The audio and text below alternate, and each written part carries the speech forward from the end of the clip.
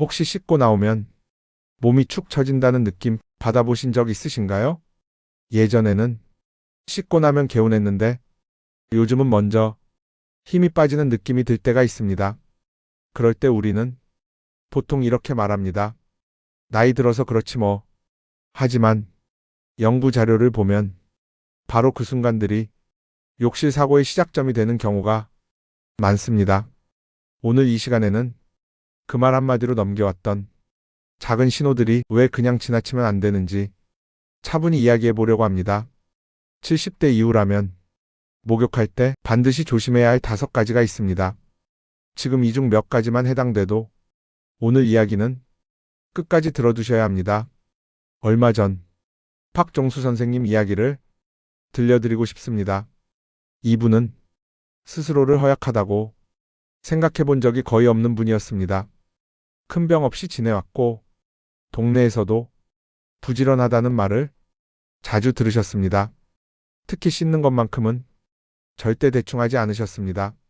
하루를 마무리하는 가장 중요한 시간이 목욕이라고 하셨습니다. 문제는 어느 날 갑자기 큰 사고가 생긴 게 아니었습니다. 처음에는 씻고 나올 때 다리가 조금 무거운 느낌이 들었습니다.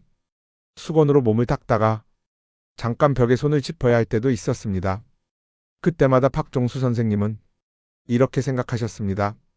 오늘 좀 피곤했나 보다. 며칠 지나면 괜찮아졌고, 그러다 또 비슷한 상황이 일어났습니다. 어느 날은 탕에서 나와 옷을 입으려는데 손에 힘이 잘 안 들어가는 느낌이 들었습니다. 그래도 병원에 갈 생각은 하지 않으셨습니다. 씻고 나면 원래 그럴 수도 있지 하고 넘기셨습니다. 하지만 몸은 이미 여러 번 신호를 보내고 있었습니다. 박종수 선생님이 하루를 조금만 들여다보면 아주 익숙한 장면들이 나옵니다. 저녁을 먹고 잠깐 텔레비전을 보다가 욕실로 향합니다. 거실은 따뜻한데 욕실 문을 여는 순간 공기가 확 달라집니다. 그래도 늘 그래왔기 때문에 대수롭지 않게 옷을 벗습니다. 그리고 물을 틉니다. 뜨거운 물이 쏟아지면 그제야 몸이 풀리는 느낌이 듭니다. 이 순간 몸은 첫 번째 경고를 보냅니다. 욕실 밖에서의 차가운 공기를 맞았다가 곧바로 뜨거운 물을 만나면 나이가 들수록 몸이 그 변화를 바로 따라오지 못합니다. 그 사이 혈관의 반응이 늦어지고 몸은 먼저 불편하다는 신호를 보내기 시작합니다. 여기에 또 하나의 조건이 겹칩니다.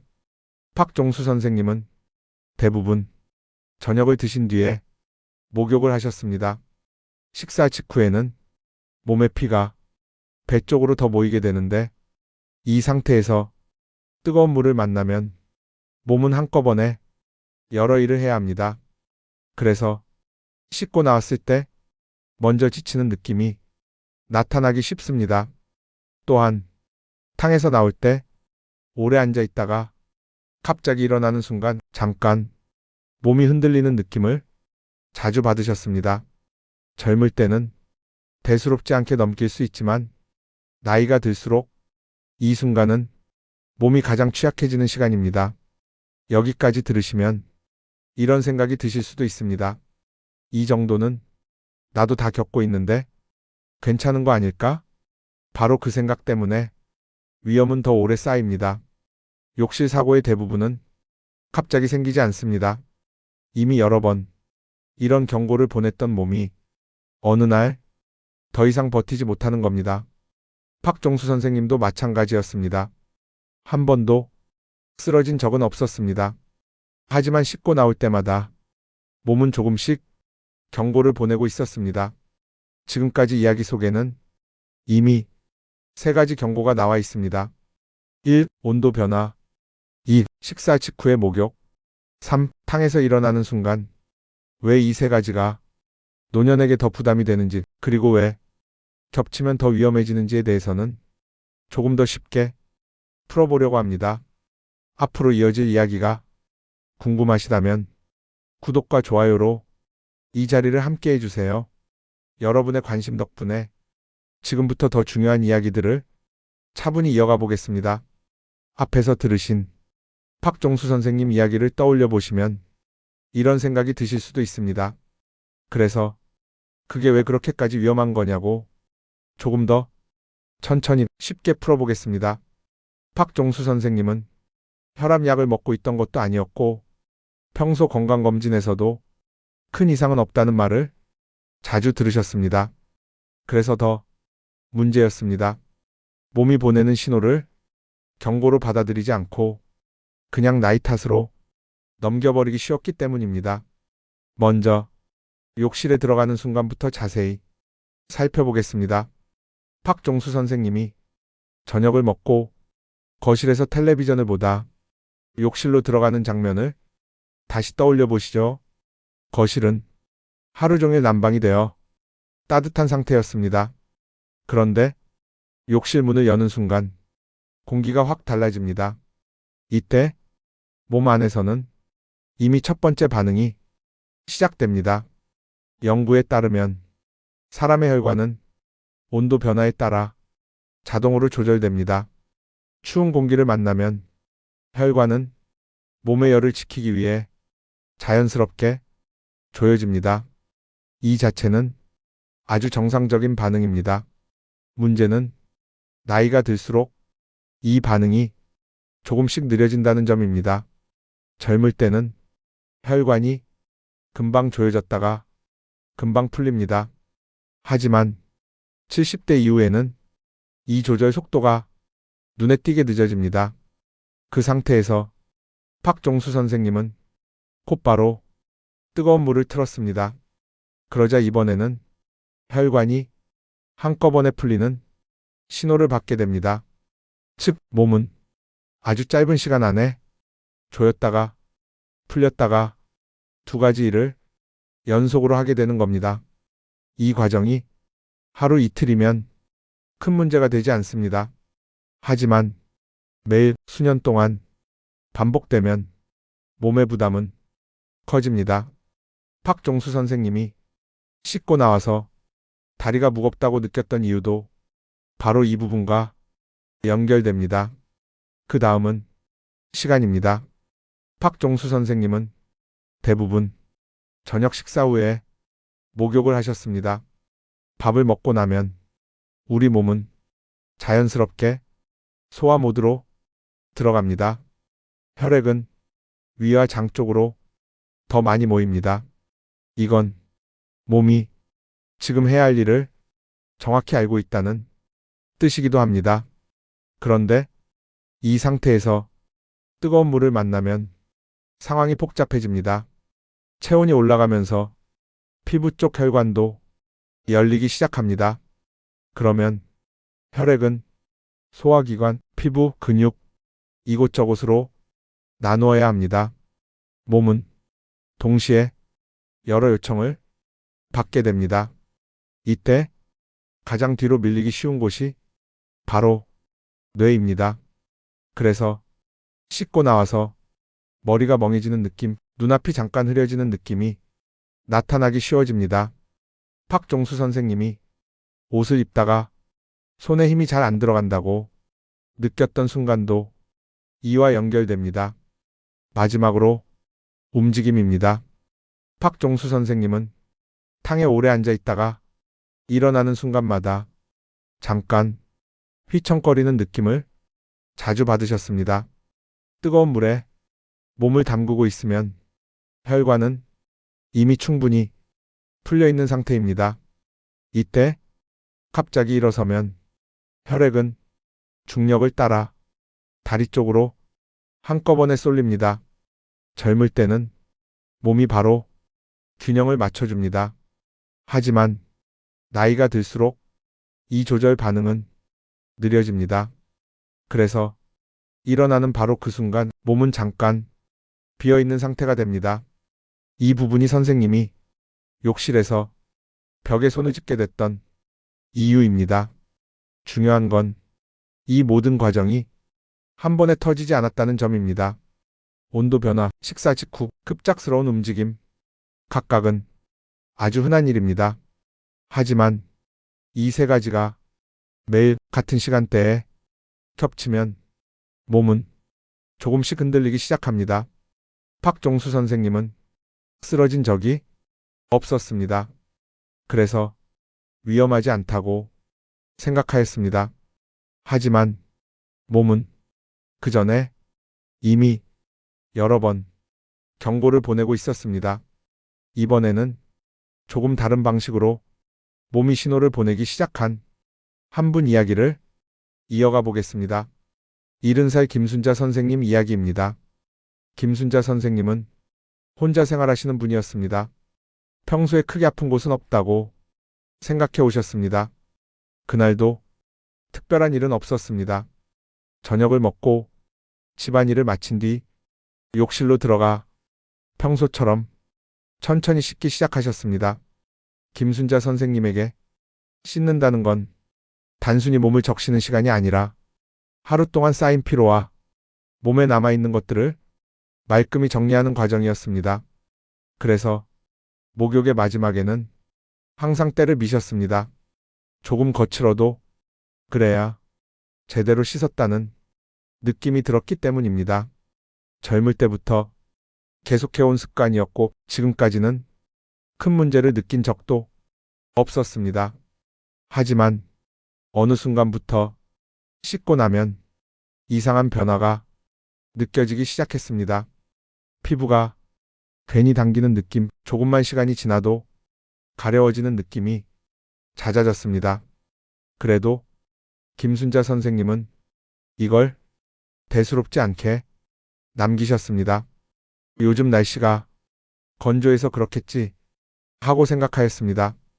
그래서 오히려 더 꼼꼼하게 씻기 시작하셨습니다.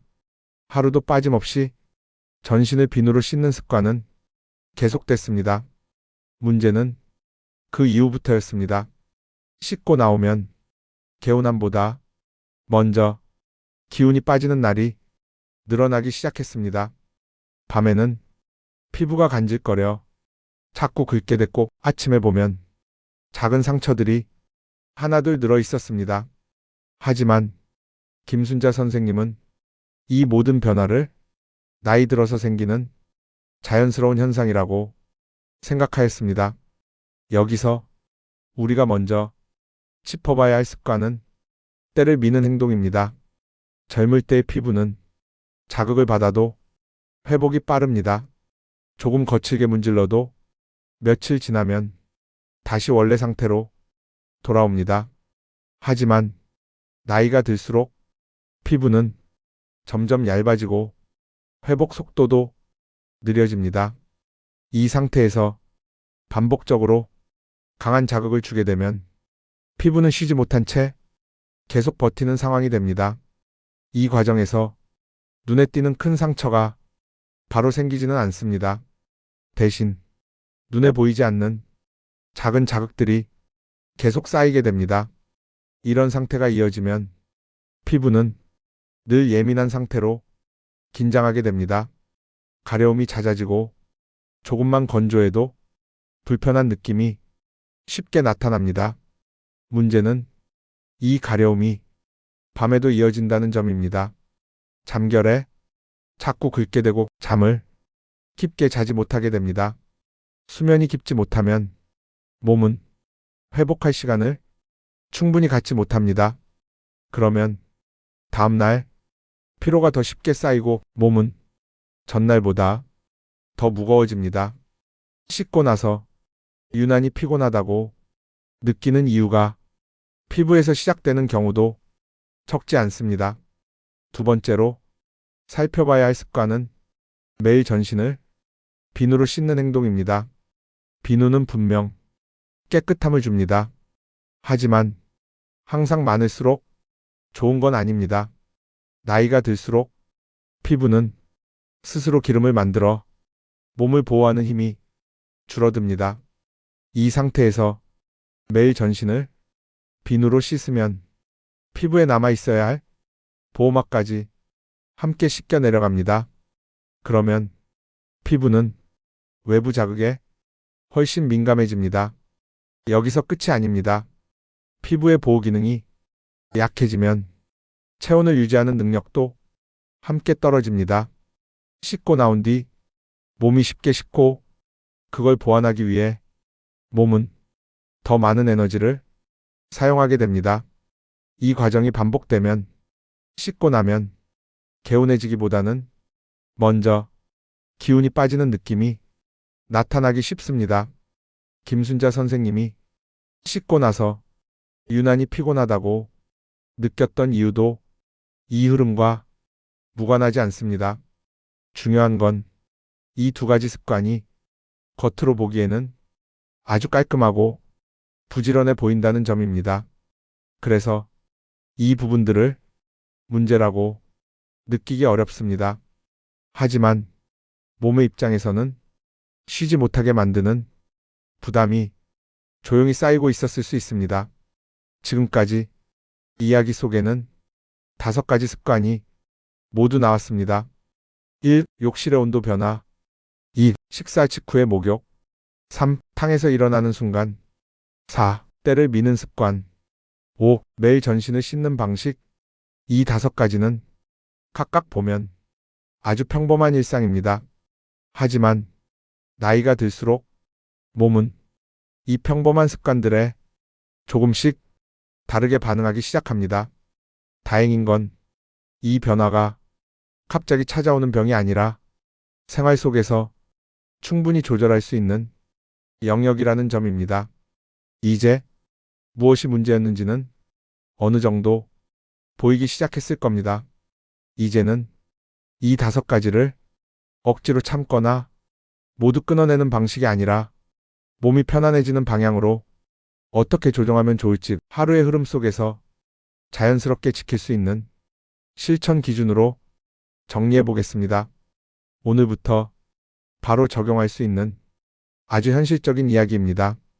이제 남은 건 아주 현실적인 질문 하나입니다. 그럼 나는 오늘부터 어떻게 하면 될까? 이 질문에 복잡한 답은 필요하지 않습니다. 몸이 힘들어지는 이유가 거창한 병이 아니라 생활 속 습관에 있었다면 답도 생활 속에 있기 때문입니다. 그래서 이 마지막 시간에는 설명 대신 기준을 정리해 보겠습니다. 하루에 한 번 욕실에 들어갈 때 이 기준만 떠올리셔도 충분합니다. 먼저 욕실에 들어가기 전입니다. 이제부터는 욕실 문을 여는 순간을 씻기의 시작이라고 생각하지 않으셔야 합니다. 문을 열고 공기를 한번 느껴봅니다. 공기가 차갑다면 잠깐 기다립니다. 옷을 벗기 전에 욕실 공기가 몸에 부담이 되지 않는지 확인하는 것. 이게 첫 번째 기준입니다. 두 번째는 시간입니다. 식사를 했다면 바로 씻어야 한다는 생각부터 내려놓으셔야 합니다. 몸이 소화에 집중할 시간을 조금 주는 것만으로도 목욕은 훨씬 편안해집니다. 30분 그 정도의 여유면 충분합니다. 이건 참는 시간이 아니라 몸을 배려하는 시간입니다. 세 번째는 욕실 안에서의 움직임입니다. 뜨거운 물에 몸을 담갔다면 일어날 때는 잠깐 멈춥니다. 숨을 한번 고르고 천천히 움직입니다. 서두르지 않는 것. 이 행동만으로도 욕실에서의 위험은 크게 줄어듭니다. 네 번째는 씻는 방식입니다. 깨끗함은 강한 자극에서 나오지 않습니다. 때를 미는 날을 줄이고 손으로 부드럽게 씻는 날을 늘려보세요. 비누도 전신이 아니라 필요한 부위 위주로 사용하셔도 충분합니다. 대충 씻으라는 말이 아니라 몸이 스스로 균형을 유지할 시간을 주자는 이야기입니다. 5번째는 씻고 나온 뒤입니다. 씻고 나서 어지럽거나 기운이 빠지는 느낌이 들면 바로 움직이지 않아도 괜찮습니다. 의자에 앉아 잠깐 쉬는 시간은 낭비가 아니라 회복입니다. 몸은 그 잠깐의 시간을 통해 다시 균형을 찾습니다. 여기까지가 오늘 이야기 실천 기준입니다. 5가지 모두를 한 번에 바꾸지 않아도 괜찮습니다. 하나만 바꿔도 몸은 반응합니다. 욕실 공기 하나, 시간 간격 하나, 움직임 하나만으로도 충분합니다. 중요한 건 완벽하게 지키는 게 아니라 계속 떠올리는 것입니다. 오늘부터 욕실에 들어갈 때 이렇게만 생각해 보셔도 좋겠습니다. 지금 내 몸이 조금 편안한가? 그 질문 하나가 습관을 바꾸는 시작이 됩니다. 노년의 건강은 무언가를 더해야 지켜지는 게 아니라 무언가를 조금 덜해도 지켜질 수 있습니다. 더 세게, 더 자주, 더 열심히가 아니라 조금 천천히, 조금 부드럽게, 조금 여유 있게. 이 방향이 지금의 몸에는 훨씬 잘 맞습니다. 오늘 이 이야기가 여러분의 하루를 조금이라도 덜 힘들게 만들었다면 그걸로 충분합니다. 앞으로도 이 채널에서는 병을 진단하는 이야기보다 삶을 편안하게 만드는 이야기를 계속 전해드리려고 합니다. 이런 이야기가 필요하셨다면 구독과 좋아요로 이 자리를 함께 해주셔도 좋겠습니다.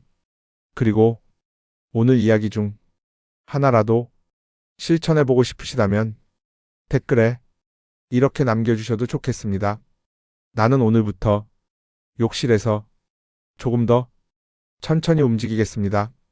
여러분의 그 한 문장이 이 이야기를 완성시켜줍니다. 지금까지 함께 해주셔서 고맙습니다.